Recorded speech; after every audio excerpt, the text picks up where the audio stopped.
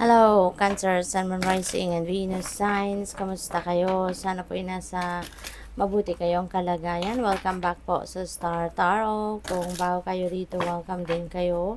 Thank you sa inyong support. I truly appreciate it. God bless you all. Cancer, we have 5 of Wands in reverse. Ayan. So, Cancer, maaaring ang iba sa inyo rito is going to come up with a solution, no, sa siguro sa inyong conflict with another person. Possible na meron ditong pag-uusap na magaganap, no, between you and that person or a group of people. Maaaring mag-compromise kayo, no, with each other para nang sa gayon magkaayos kayo, no? Just to meet halfway, kumbaga. So, siguro you are entering a compromise. Possible din na magkakaroon kayo rito ng um, pag-uusap, no? Baka mayroong mediator dito or baka ikaw yung mag-i-initiate ng conversation. So, possible din na ganun ang ganap dyan.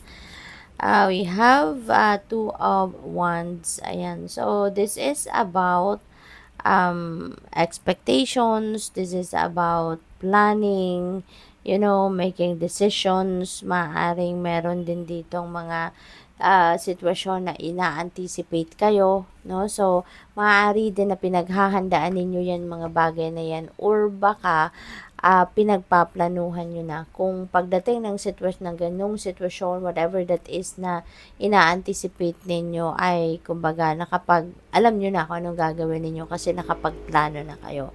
Maaari din na merong overseas travel dito for some of you. Baka soon you are going to travel at maaring yun ang inyong pinagpaplanuhan sa ngayon. Maaring yan ang inyong iniisip, yung gano'n, ano?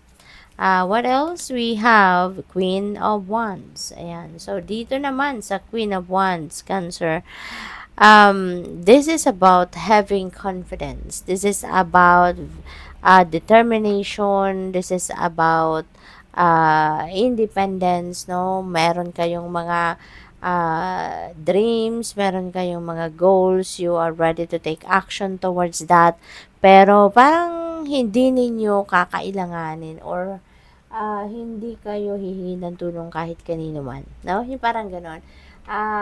Ano kayo you're very independent at saka kasi kayo, focused kayo sa kung ano man ang inyong plinano or kung ano man ang inyong pinagplanuhan. You are putting your 100% focus on that, no? Kaya hindi ninyo yung parang hindi kayo magra-rely, no, on other people in order for you to get whatever it is that you are envisioning sa sarili ninyo na makuha nyo, no? Pero ngayon, you are going to display your confidence, your determination talaga. So, siguro, kung in the end, along your journey, kailangan ninyo ng tulong. Maaaring hihingi kayo ng tulong. Pero, sa mga pagpaplano ninyo, you are making sure, no, na lahat ng kakailanganin ninyo, alam ninyo kung paano kukunin, saan kukunin, yung gano'n, no? Kasi parang ayaw ninyong mag-istorbo ba, no? So, what else? We have the Chariot. Ayan, determination, willpower, nandito, focus, no? Kaya magtatagumpay kayo, Cancer. Magtatagumpay kayo. This signifies success, no? Sa sipag at tiyaga ninyo rito na ibubuhos ninyo sa kung ano man ang inyong plano, sa inyong mga gagawin, you are definitely going to succeed. No? Talagang masipag kayo kasi. Aside from masipag kayo, you are resourceful, madiskarte din kayo. Kaya walang kawala sa inyo yung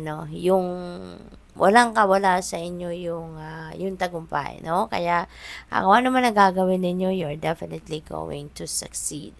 Si Chariot energy din is about travel, no? Kaya most likely talaga ang iba sa inyo magta-travel. Meron magro-road trip, meron maglo-long drive dito sa inyo, meron na magta-travel overseas, so definitely mag-aeroplano kayo. So depende sa inyong sitwasyon ba. Pwedeng magkaibang biyahe yan na gagawin ninyo, no? Or pwede rin ang iba sa inyo is um, magta-travel sa ibang pagkakataon ano, dito, sa by land at magta-travel na ibang pagkakataon ng ano, ng mag-e-airplane kayo. So, whatever the case may be, mag-iingat po kayo, no? Mag-iingat kayo, lalo-lalo na ngayon sa around ano, around North America. Kung nandiyan kayo, no, mag-iingat po kayo sa pagbabiyahe-biyahe sa eroplano. We have Nine of Cups. Ayan. So, we have wishes coming true. No? Cancer. Meron kayong mga wishes na magka-come to fruition na sa ngayon. May mga wishes kayo na may mga wishes kayo na talaga namang mag-unfold na, no? Right before your eyes. Kaya maging masayang-masaya kayo kasi you are going to be blessed, no? With whatever it is that you want. At this is also about achievements, abundance, material success, Cancer. Kaya you are, very lucky and very blessed around this time. We have Six of Cups in reverse. Ayan. So, dito naman, there is definitely independence, no? May independence dito. Kaya nga, parang linked ito dito kay Queen of Wands. Kasi 'di ba si Queen of Wands, parang ano siya parang gusto niya na gagawin niya ang lahat, no? Kung hangga't kaya niya or kung ano yung kaya niya, she's gonna put everything doon sa yung pag-e-effortan niyang goal or kung ano man ang dream niya, no? She's going to put her under her 100%, no? Na galing or yung effort niya, kung ano man, no? Kasi she's trying to be independent. Gagawin niya ang lahat ng kaya niya. As much as possible, kung kaya niya, hindi siya hihingi ng tulong. Yung ganun ba? No? So, maaaring ano to, siguro talaga Cancer, kayang-kaya ninyong gawin ng halos lahat. 'Di ba? Kasi, at some point naman sa buhay natin, 'di ba? May kakailanganin din natin ng tulong. Pero, yung energy ninyo sa ngayon, parang as much as possible, gagawin ninyo ang lahat. Gagawin ninyong posible na kung kaya ninyong lahat, hindi na kayo hihingi ng tulong. No? Yung ganun. Para kasi ayaw ninyong, as much as possible, ayaw ninyong mag-istorbo, kumbaga. What else? We have Three of Cups. Ayan. So, this is